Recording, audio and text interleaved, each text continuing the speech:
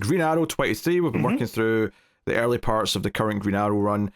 And this one, the last one, I should say, ended on a cliffhanger of Oliver in the Clearwater town, or the freshwater town. Is it freshwater or Clearwater?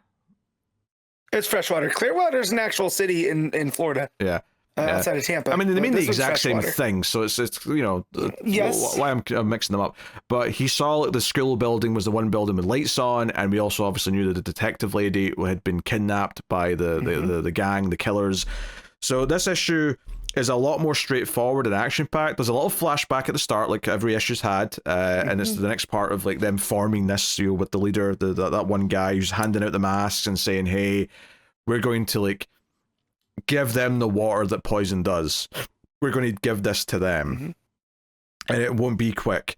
Although I feel like some of them have ended up stabbing some of the victims, so I feel like not all of what he said here has actually been held true for everyone. But like, no, but it's the idea that they were slighted and they're looking for vengeance, right? In any way, and originally he was like, "Oh yeah, well we'll use the pipes that they poisoned us with, but they're there to make a message." But I do definitely feel like once they get blinded by that vengeance, that's what people have gotten stabbed. Yeah, they lost the script. It doesn't feel which like... I do like. It gives a sense of desperation. It doesn't feel like they have adhered to everything he said here at all, because none of this even sounded that familiar to me when he started saying, "Hey, this is how we're going to do things." But once we get into the present day stuff, it's mostly action and atmosphere, and I mean that in the best way, because it's Oliver approaching the school, getting close to it. There's a lot of great art here from Montos. Oliver sort of looking around corners, in the rain, silhouette, and it's a lot of him being stealthy and firing off arrows. Something as simple as when he fires off an arrow at a guy, like a guard out front, you can see like the line it's made in the rain, almost as if you've paused it, and like the sort of like the line of water in the rain that it's made as it's went to hit the guy. Just gorgeous stuff. And then he's climbing up the side of the building in the next page, and that looks all very nice and very atmospheric. So there's lightning strikes in the background, all that stuff. I've never played a Metal Gear game, but from my understanding of Metal Gear, this is very much Oliver doing the sneaking around type stuff and the getting the guys by surprise, right? Kind of. I mean, am I close? I'm not a big Metal Gear guy, really, but I've seen enough of it played too. I mean, it's kind of that, I guess. It's this feels a lot more kind of like, I don't know. Like, I don't think Metal Gear Solid has quite the same kind of spooky atmosphere that I guess this kind of has. Yeah, okay.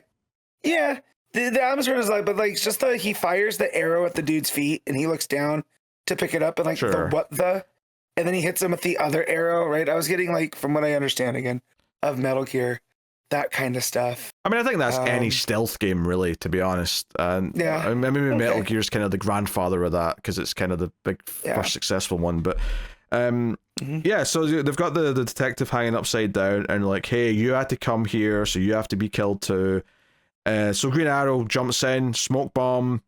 Again, art looks great. He lands in a superhero pose, as you do, and starts firing off arrows and fighting the various members, and obviously also shoots her down so that she's not dangling upside down anymore at a certain point.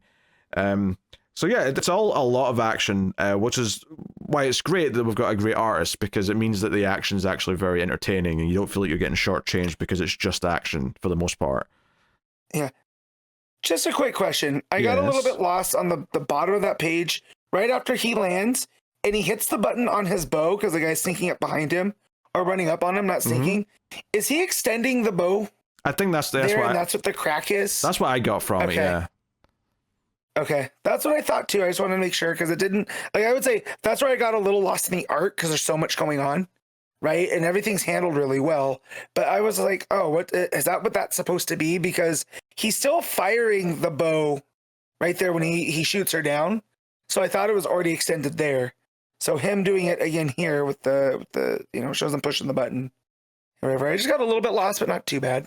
Yeah, I think that's just him extending it out so he's got more of a longer weapon, I guess, to hit the guy with. Yeah.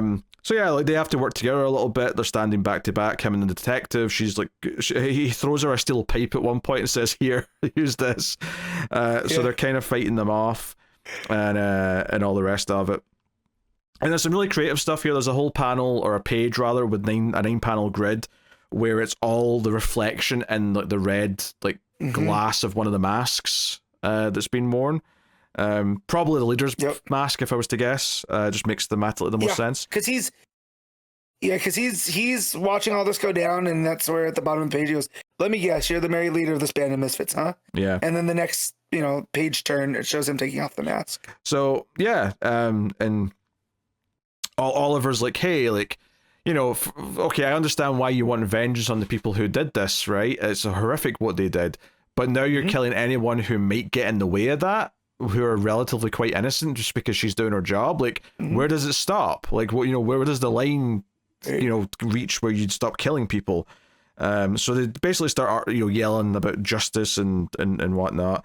He talks about how his mum got cancer, and the rest of it.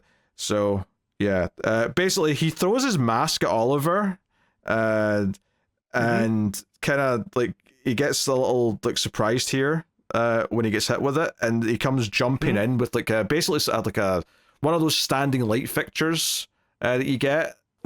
Yeah, it's almost like a C-stand on a film set. Yeah, pretty much. It's got the floodlights on the top.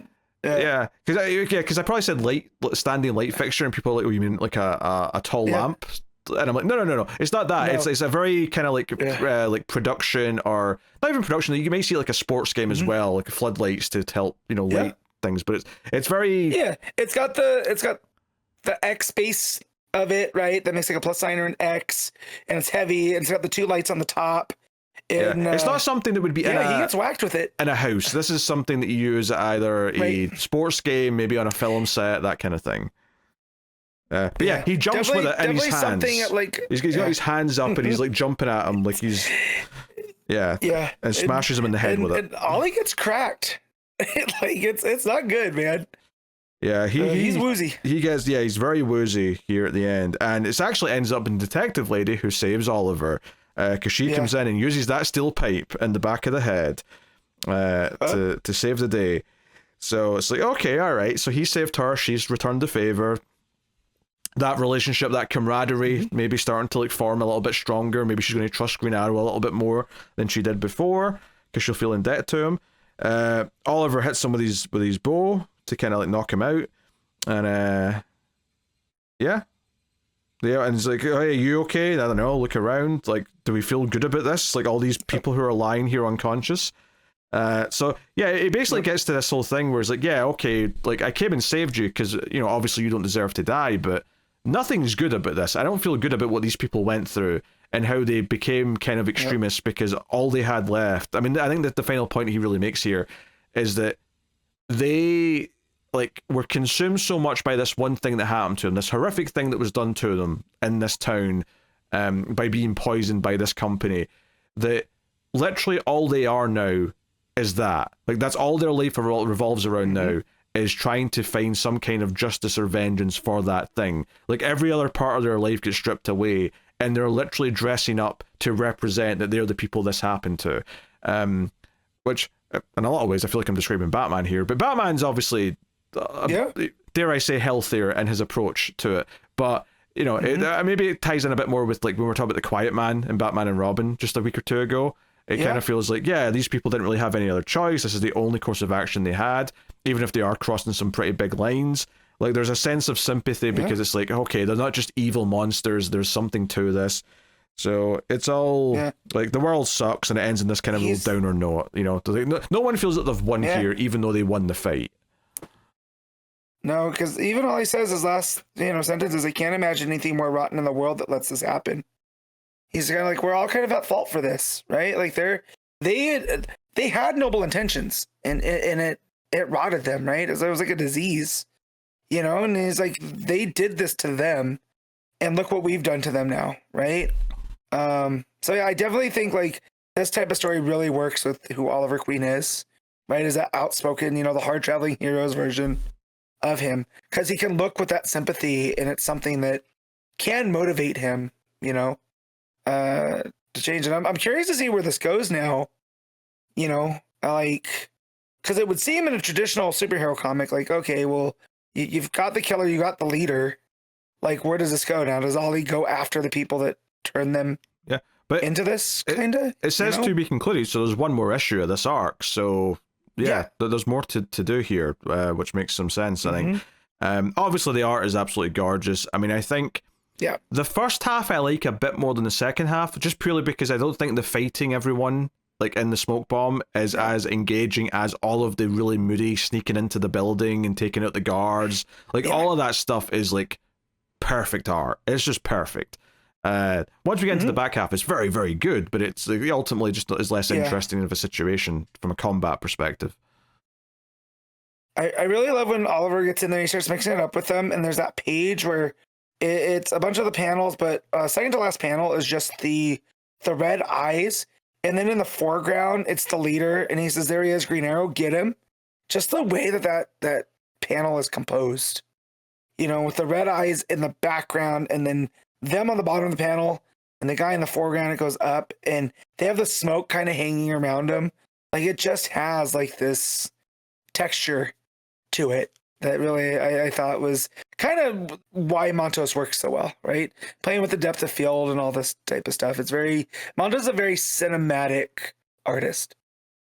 Yeah, for sure. The pacing is very good whenever he's doing kind of just silent stuff for the most part. Yeah, like the guards might say something here or there, but for the most part, that first half is silent as Oliver's sneaking into this place, and it's just gorgeous. So yeah, really, really hard to fault on that front. So a very straightforward issue, but not in a bad way. Like this felt nice to be so straightforward after you've been setting a lot of the table the last couple of issues. So yeah, Green Arrow 23 still great, enjoying the run a lot. What are you giving this issue, Matt? I'm giving this 8.5. I think I agree with that. Yeah, 8.5.